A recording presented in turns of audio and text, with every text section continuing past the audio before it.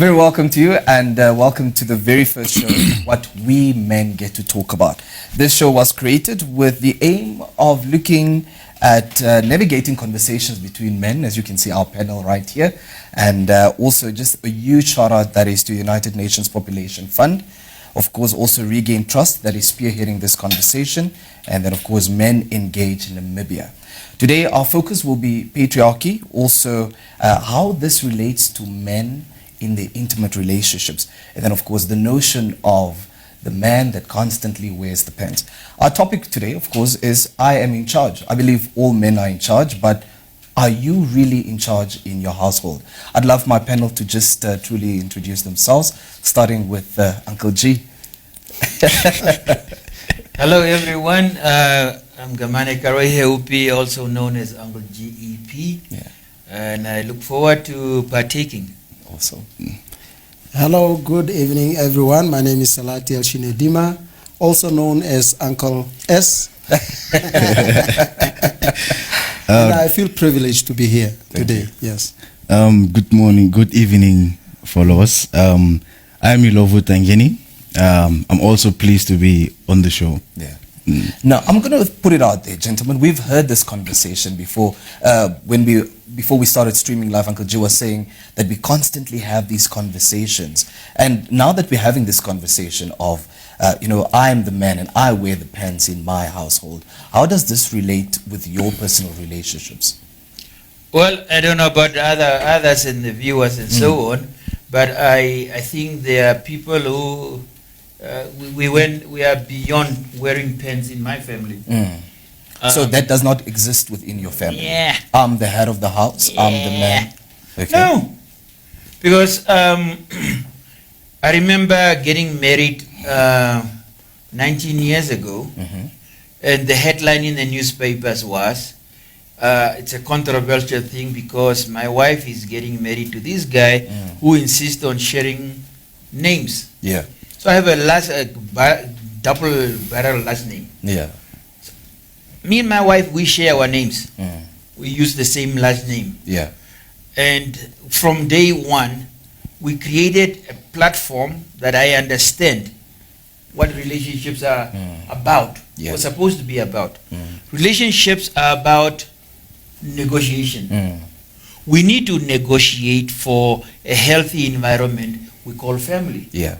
And so if somebody is then insisting being the controlling one and so on, where do we go? But other maybe end up in situations that can or sometimes are dysfunctional. Absolutely. So no, in my household, we both wear pants, and sometimes we both don't wear pants at all. Exactly. Thank you for that. Good one, Uncle G. But it's like you said to you as well, Uncle S. When it comes to healthy relationships, what has been that foundation that you've created within your relationship? Understanding. I think understanding is very critical in a relationship. Yeah. The notion of you being in charge, I always say we should always take it from the beginning when you start. When you start courting this girl. Yeah. Do you say that I want you to control you or to be in charge of you? Yeah. You ask, and when she say yes, then you start a relationship. Exactly. But then where does it start? When you become controlling or when you think that you are in charge. Yeah. And this is an indirect education that we get from society, from what people see in society. Yeah. It's more of a social construct that man is in charge. Yeah. But I don't believe it's a natural thing that men should be in charge. I don't believe that. Yeah. And wearing pants, in many relationships that I've seen, women are also wearing pants. Yeah. In relation, I mean, the notion of wearing pants, if you look at our forefathers, before, colonialism, they wear pants. Yeah, they were the ones. So where did it start? And why should it be there? Exactly. So it's now, I think it's time for us men to say that we should not be labeled. Yeah. Where if you accept such labels as I am in charge or I wear pants in my house. Yeah.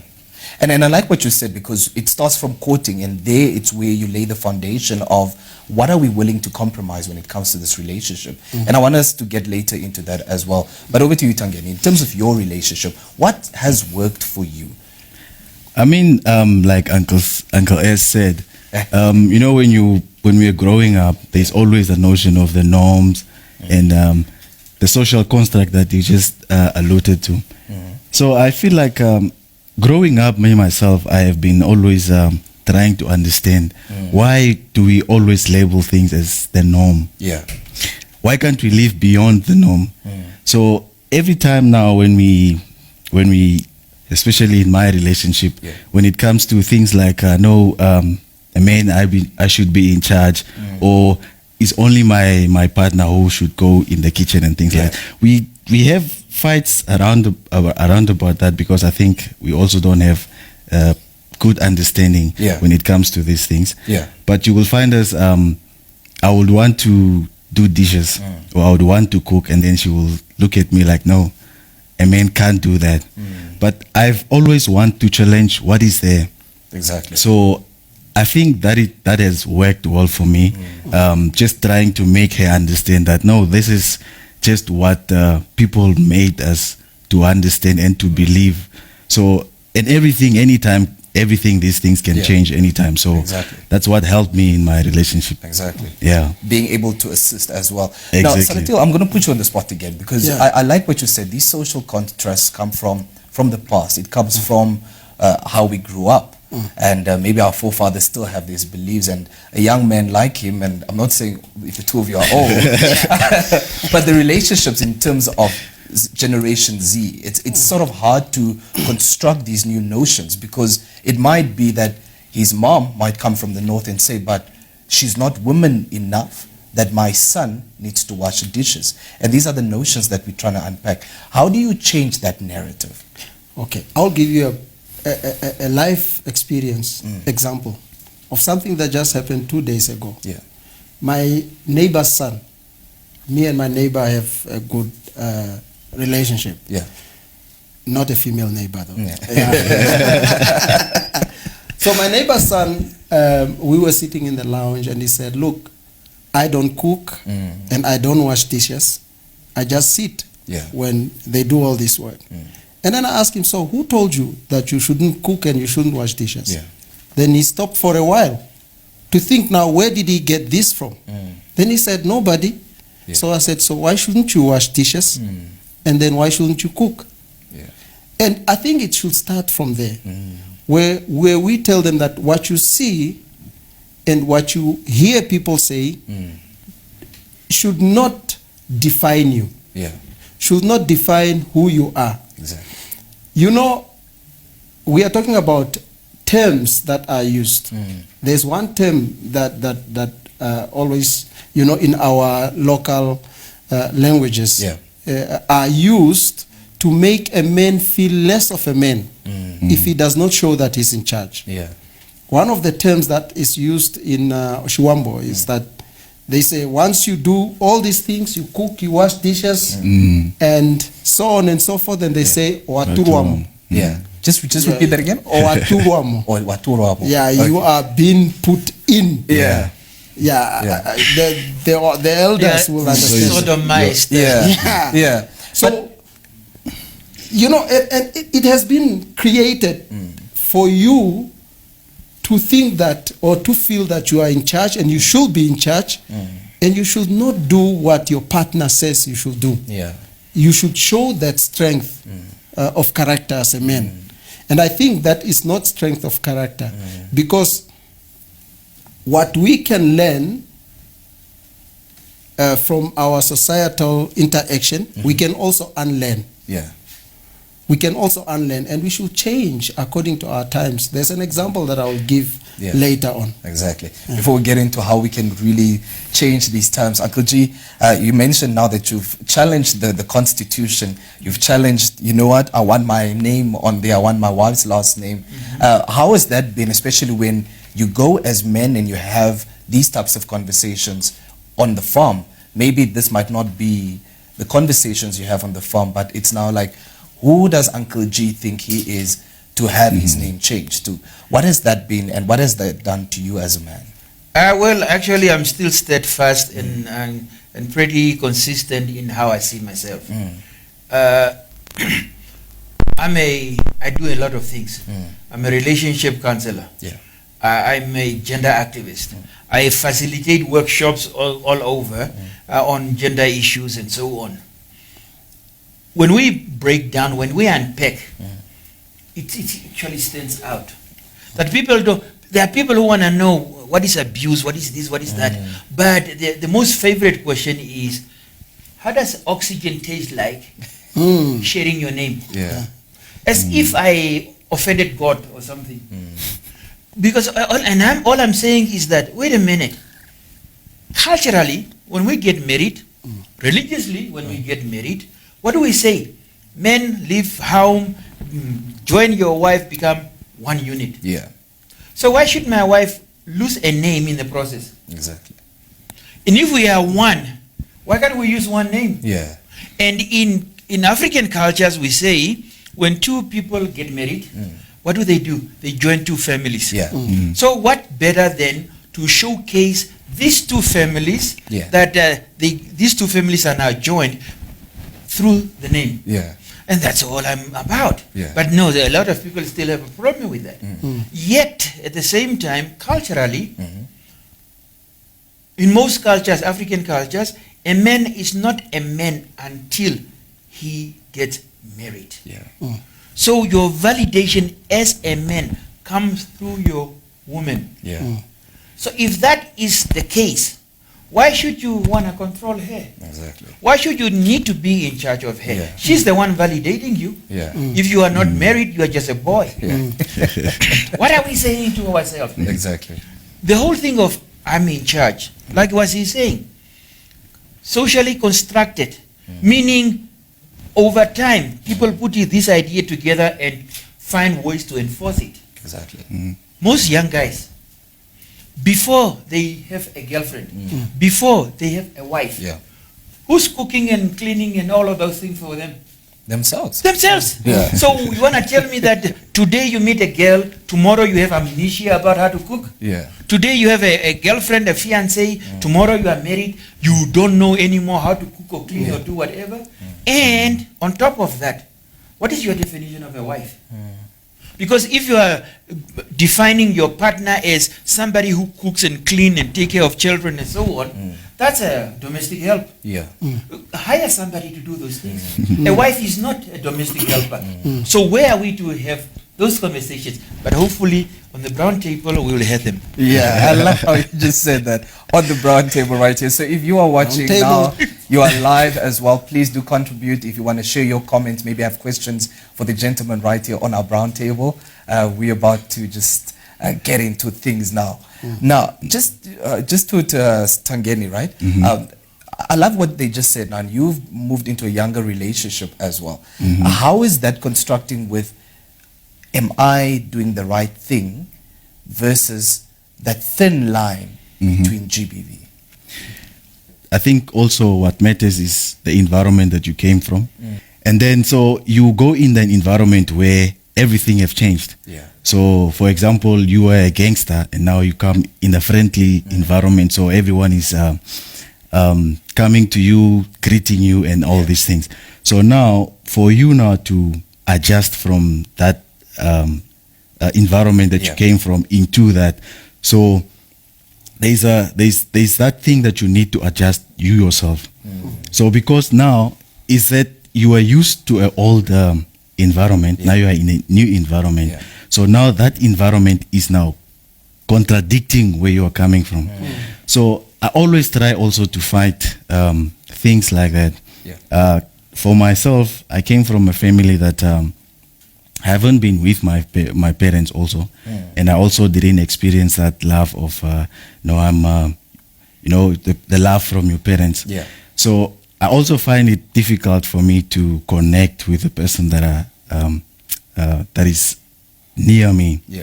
So with that in mind, I always now try to not to hurt the next person, because I know that the linkage between the love, because we are also coming from different environment. Yeah. My environment is not the same as the environment that she's coming from. Yeah. So to strike a balance, I always try not to infringe on her happiness, because you don't know what makes her happy, and so I'm always also trying to bring in that aspect of, okay, so I need to be happy and I also need to make her happy. Exactly. So environment basically is what makes us different, and it is the same thing that also brings us together. Yeah. The difference that we share in the relationship. Awesome. And Salatil, I'm going to ask you this. Do you feel that because of that supremacy that has been indoctrinated by our forefathers, by family, like you use that Oshovamba word now, does that come with boosting or sort of tackling or hitting on the man's ego? And as men, if we sit here, we're able to say, oh, no, man, look at Uncle G. Uncle G, no, man, you're not man enough. So those notions of you're not man enough, and remember, you are the man. Yeah. How does that influence on relationships? It does. It does a lot of influence on a relationship, because now this man, even though he may be a good man, he will be forced to exercise force in his relationship, and he will sustain that by intimidating those under him. By always showing that he's in charge and he is the man. They call it the man in the house. And I think it's about time we deconstruct that. It's about time we collapse it. Because we see the outcome. We see the outcome of it, and in many cases it's violence. Because the moment you take that freedom of another individual away, freedom to be with you, or freedom, there are some relationship. When a man comes home, it's like a lion has come home. The wife, the girlfriend, and the children, everybody goes into their place. If the kids were playing, they'll be running into their rooms. There are households with such situation. And I don't know now if this is what boosts the ego of a man. To me, it will be a very big concern. If I come home and my child does not run to me to welcome me, saying daddy, because to me that's what pleases me. But I don't know now if to those men who live in such environment, if that is what pleases them when they see their children and then the wife, Exactly. So it is, I think it is about time we deconstruct that and we allow peace to prevail in the household. And peace can only prevail. Peace will not prevail when you say, I am in charge, and you try to enforce your wishes, your whatever you want onto others. And, children want to have someone that they can confide in. And that's why we have children doing things behind our back. It's because of that fear that we instill in them. But if they can confide in us, they will even come and discuss issues with us. And Uncle G, because I wanted to ask you in terms of deconstructing this, but you can follow up on what I said. In that line, when we say men, we are in charge. What are we in charge of? We like to say a man is a provider. What are you providing? So we need to go out and ask ourselves and ask everybody else, what are you providing? Because if you are in charge, is your home a happy place? Because you are in charge. Is your family a happy family? Happy people because you are in charge? Because if you are, we are trying to create this platform where you can come and illustrate. If you are not, we are talking to you that maybe you need to repent. But it's important. It's important that we look at those balances as well. The man is the provider, but what if the wife earns more and the man doesn't? How do we then deconstruct that to say home is better? Providing is it about money? Because even if the man is providing money or the wife is making more money, what are we providing? Because a home needs harmony, peace, and love, stability, security. You don't have an amount to these things. Exactly. So if you are providing and you're only providing food and clothing, but your children have nightmares, your wife walk on eggshells around you, what are you providing? So we do need to, and that's why what I'm liking about what we're trying to set up is for it to be, you know, in the land of the free, the brave, looking forward to all those brave men out there to come and say, I'm in charge, and this is how it's working for me and all my people. Exactly.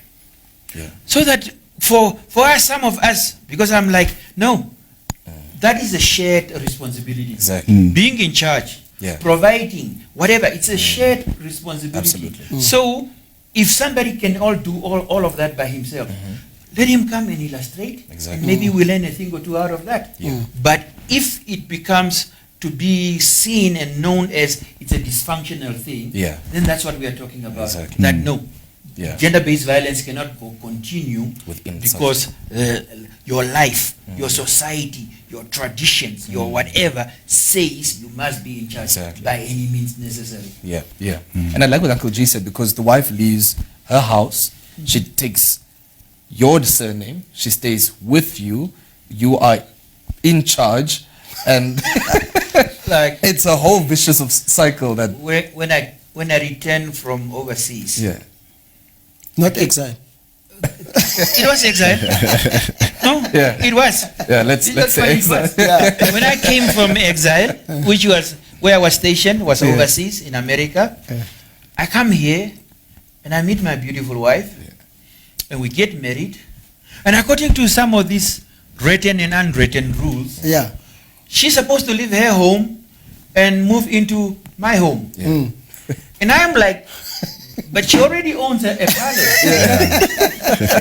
Now, should I go build a hut and she leaves this palace for my hut because society says so? Because yes, we frown on men. As you said, maybe the lady is earning more. And because she earns more, she already bought her house in a nice neighborhood. The guy is making less. He's renting somewhere. Should she sell her house so that they can go rent together? Or what are we saying? Yes, so being reasonable. Reason. I like the other question that you ask. If you are, who is really in charge? What does it mean to be in charge? Because sometimes you will find people asking, mostly in the stories that you have been hearing now, you find the person in people in a relationship, and then the guy will go, no, I've given you this, I've given you that, and I've given you this. Now why are you doing this? So meaning that if that means not if you are now in charge, societal wise now, the norms that is placed there. So you need to be giving and giving and giving. For that reason, you are now trying to secure that this person is not going to refuse whatever you are going to say because of whatever you are doing for them. Because now you have, and you are the one now or like you say, I paid Lobola. Exactly. Because so that's also different African culture. Exactly. And so much of that is still being experienced within 2020, for that matter. I want to spend a bit of time on the notion of how is it that we call men out, but also what is the message to sort of create the I'm in charge environment, where we create the environment you said, where it's not where we feel like we're running on eggshells, but where the environment of Uncle S comes in, the children run towards the father. The children don't go sit in a corner wondering or biting their nails or, because questionable that there's violence in such a home. Things are not okay in such homes. And as the man, why is it that when you come, that happens? What is your message for men? If we are in charge, then we need to be in charge in such a way that domestic violence is not an issue in our societies. Be in charge in such a way that we don't have absent fathers. Be in charge in such a way that we don't fight with our women over child support. Be in charge in such a way that there are not a single child in our environments that is called fatherless. So that I can work with.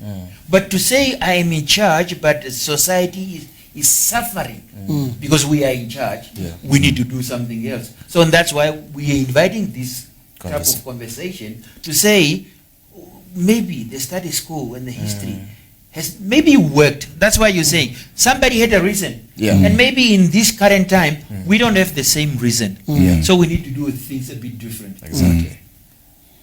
Yeah, no, I want to say that what we can do, men can use their privilege of being in charge, Yeah. all right, to change things in the household and to create a peaceful, harmonious environment in the household. And if you do this, you will also see the change within yourself and within your house. Because then people will feel free to talk to you and still respect the in charge of yours. Yeah. I want to ask a question. Do you feel that as men, we also need to do self-introspection? A lot. Yeah. A lot. And such men, especially to say, you know what, is it okay that the way my things are at my house? Is it okay the way I speak to my wife? And is it okay that I address certain issues? Adriano, that speaks to, are you in charge for you or are you in charge to please society? To please whoever else out there? Because if you may be pleasing society and culture and norms and religion and whatever else out there, but your people are suffering. Absolutely. So yes, you need to Do a lot of soul searching to say, what am I doing for? Because we need to not forget that whatever happens in your home, society doesn't come around to pay bills or put food on the table or whatever. It's still you. Exactly.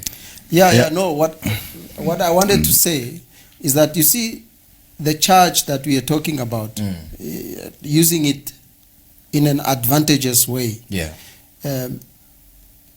it will help society at large. Because imagine if every household in society has peace, has harmony, and you can see that the kids are happy all the times. And there's a lot of child development. And men, men should actually learn to understand how children work, child development. We need to learn to understand that, because a lot of things that we do to children actually come to haunt us in future when those children become whoever they become. And it is very important for us to understand how what we do to children affect them, and put ourselves also in the shoes of those we say we are in charge of. If I have to shout at my partner, if I have to scream at my partner, if I have to hit my partner, what if somebody had to do that to me? How will I feel? Feel that pain first. That's why I said it should come from reasoning and understanding. Feel that pain and say, would you also like to experience such pain? To really put yourself in. I wish we could have something like reversing roles in a household, where you say this week 3 times a week you will be in charge. And maybe one should create such roles at home, in your own house, to really say, you know what, for this week, not take my surname, but I want you to really, be the man. Be the man, since you are always the man. So, just to also to contribute on that, relationship. What I like about relationship is that I take it as also it's like a learning environment. I like what Uncle S said. When you are in a relationship, you are learning, and then when you are learning, you are also trying to unlearn, because more oftentimes we have been labeling or alluding all the violence to tradition and culture and all these things. But all these things were learned. And then when you see that something is not working for you or is causing harm, you try to unlearn. It's like when you know that there is fire there, you put your hand, you burn. So that means you are learning already that no, so next time I won't put my hand on the fire. So I'll be burned. I'll be burned. So I find it's a very educative platform in a relationship. So that's where also the introspection also comes in, where you get to also understand yourself that, okay, I am this person, and the person I am with is like this and like this.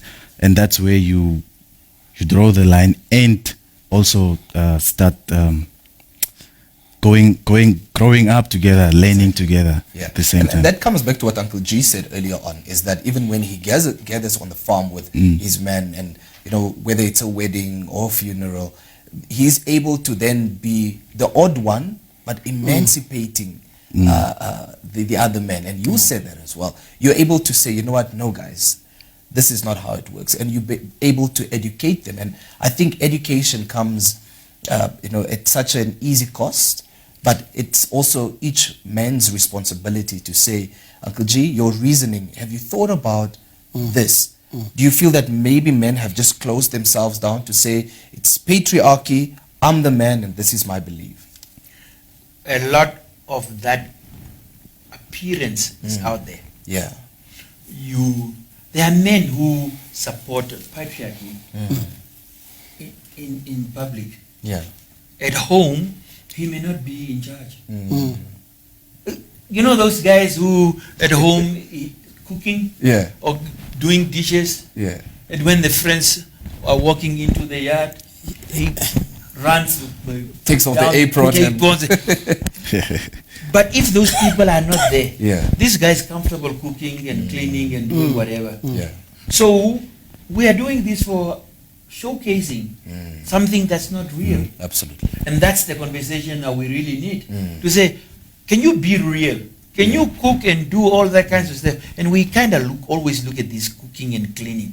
I don't know, because but there's a whole lot more to it. Absolutely. But yet at the same time, where are you comfortable doing these things? Whether society is looking at you or not. Yeah. Exactly. Uncle Ace? In public or private, you should be comfortable. Absolutely. Yeah. And in addition to what Uncle G was saying, first we need to find ourselves, identify ourselves, have that identity. Sometimes we are not even aware of ourselves. Yeah. We are what society made us to be. Yeah. Right? And I think that's where the big mistake starts. When you don't know who you are beside what society says who you are. First you need to identify yourself. Sit alone and ponder and say, but who am I? Where am I coming from? All these things that I'm doing, is it because I am content, I am happy with what I'm doing, I feel it's the right thing to do? Or I'm doing it because I have to please society? Or I'm doing it because everybody else is doing it? Once we do that self-awareness, I think that will be the beginning and the start of change. Change of ourselves. And then we will develop our own principles, like what Uncle G was saying. To be principled to say that, look, if I see something wrong, which in my view is wrong, I will say that no, but that is not right. Exactly. And it's coming from reasoning. Yeah. Okay. And for me, I feel like we are more driven to please other people. Yeah. Like one sociologist said that we in life we always put on a face mask.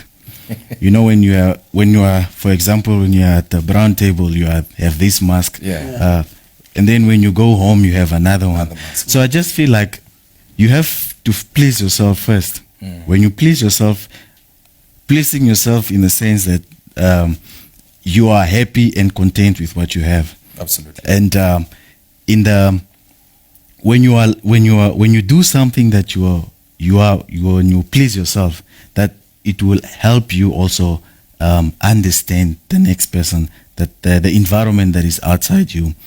So I feel like when we are having such platforms where we also engage, try to also dip into our own conscious, that's where we also get to understand ourselves, and then also to understand why we do things that we do. When we understand those things, why we do them, that's the only way then we can also come out and say, yes, this is what I am doing and this is what I've been doing. Because we were having a conversation with this other guy, and then they said, a friend of mine, the first thing that when he saw me, we greeted each other, and then he's like, he was telling now the other friend that, yo, this guy have stayed with a girlfriend for more than 5 years. And I was like, okay, so what is wrong with that? No, you need to explore, you need to, you know, you need to be here and there. And I was like, you must taste the waters. Yes. So this understanding, this concept, this ideology that we have, so these are the ideologies that we need. When you understand yourself, then you can be able to be, you can able to tackle all these small things that comes with the ideology that. Yeah. Now we've got a message right here on our social platforms.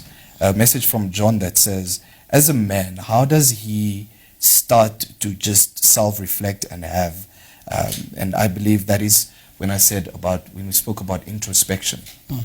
And maybe with that, gentleman, you can also just give your concluding message. Introspection, and you mentioned meditate, look at yourself. First of all, also to everybody that's live, joining us on our live, thank you so much to the United Nations Population Fund, also to Regate Trust, and then of course Men Engage, Men Namibia as well. Yeah. Uncle G? That's a loaded question. Yeah. Introspection with oneself. Self-education.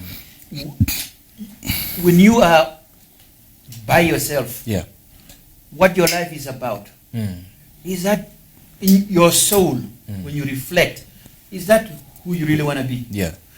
Are you doing what you need to be doing for you to say, God ordained me in this way? You don't be fake. Yeah. Be real with yourself. At the beginning I said, relationship is about negotiation. Yeah. Have you negotiated for the best type of relationship with yourself? Yeah. Have you done that with your partner or with your family? Yeah. If the answer is no, then reflect on it. Absolutely. And when we say reflect, there are plenty of books, plenty of educational material out there that can help you. Yeah. So open yourself up to what is a healthy relationship with myself? Yeah. What's a healthy relationship with somebody else? Yeah. Start reading. Start having these conversations. Start asking these questions we're asking. Yeah. Ask your friends. Guys, like what you're saying. Yeah. If I have a girlfriend for 5 years, is there something wrong with that? What is good about having another girlfriend every 3 months or every 5 months? Why should we be entertained by things that actually exploit others? Exactly. We need to ask this. That's the reflection we're talking about. Thank you, Uncle G. Yeah. No, Yes. Uncle G is right. That reflection should start for those who are already in relationships. Go back and say, when I was courting this lady, did I want a partner or I wanted a slave? It should start from there. Yeah. Did I want someone that I can share my love with, or I wanted somebody that I can use as I wish? Like the example that he gave. I mean, why should you have the thought of having a time-bound relationship? Absolutely. So that means the mindset already is wrong. So set your mindset right. And when you enter into a relationship, prepare yourself. Yeah. And also know, because sometimes, even though you are a transformed man, you should also be aware that you may be falling into a relationship with a woman who is also not transformed. When I say she's not transformed, she believes that as a man you are in charge, and there are certain things that you need to do. So when you try to be that good man, then she will put you under pressure. Exactly. To say, no, what kind of man are you? So that conversation must be had. So that conversation should be there from the beginning. As you court, yes, sometimes you don't get the time, but when you have the time to discuss it, bring it up and say, this is the type of person I am. Or this is the type of relationship that I want to have. And let your partner also see it from you. And because you must understand she also get pressure from her family, and friends, family and friends, Yeah. especially friends. Why is he not doing that? Why is he not doing that? What kind of, Man, you know, easy. when we were having workshops with men, the kind of things that are coming out, you know, the expectations sometimes Exactly. of their partners is what also put them under pressure Yeah. and brings out the I am in charge title. Yeah. Of them. Just a quick question on this, and then I'm sorry because we've got such a little time. Is that also where one can say, you know what is it that the household, the family, the kids expect of me? Because it's been my rules the whole time as the man. Can I change my toxic behavior to say, what is it that you expect of me? And maybe pose that question in a family gathering. Yep, nice topic for another time. Yeah. But yes, we need to have that conversation because, as he's saying, some of them are also conditioned to take you on. Yeah. So they want to pull you back into what is not working Yeah. for the whole family. Yeah. So where are we to open up all of us? Not so not just a reflection on the men alone, but the wife, the children. They need to all take note of what makes us healthy. Yeah. What makes us happy together. That's where now I'm in charge works for the better. Yeah.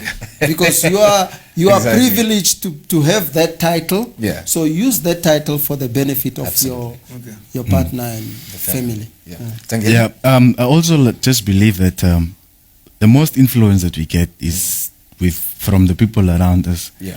We need also to scrutinize the friends that we have, the group, the circles that we surround ourselves with.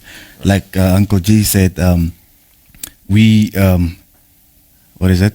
The kind of people that we surround ourselves have an influence on what we decide on. Because I remember one time my partner was telling me actually that I am weak, and I didn't respond then because I knew maybe it's the environment or the people that she surrounds herself with. Yeah. So I truly believe that if you surround, it's part of the self-introspection. If you surround yourself with the good people, with the right mindset, and then you will be able to understand yourself. Exactly. So the more when you are doing your self-introspective, that includes you yourself, that includes the people around you, and what you do, and how it affects the people around you also. Yeah. So that is the whole part of introspection. The type of friends you also Yes. keep Yeah. around that Yeah. advise you Yes. as a man. Gentlemen, this has been great right here on the brown table. Wish we could go longer. Yes. Yeah, so do I, yeah. But it's so many topics, and this is why we've started with these conversations. Yes.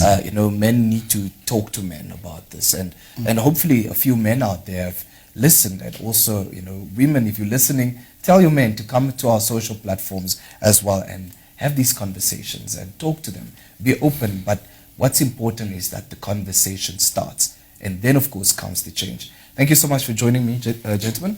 One of the social constructs. Yeah. Uncle G. Is brown a man's color? That's a good one. Thank you so much for We need uniting. to change Make it pink. Make it pink. Oh yeah. Because pink is not just for girls. Yeah. Deconstruct. Yeah. Oh yeah. Well, just thank you so much to the United Nations Population Fund as well as Regain Trust, and then of course Men Engaged in Namibia for this platform as well. Okay.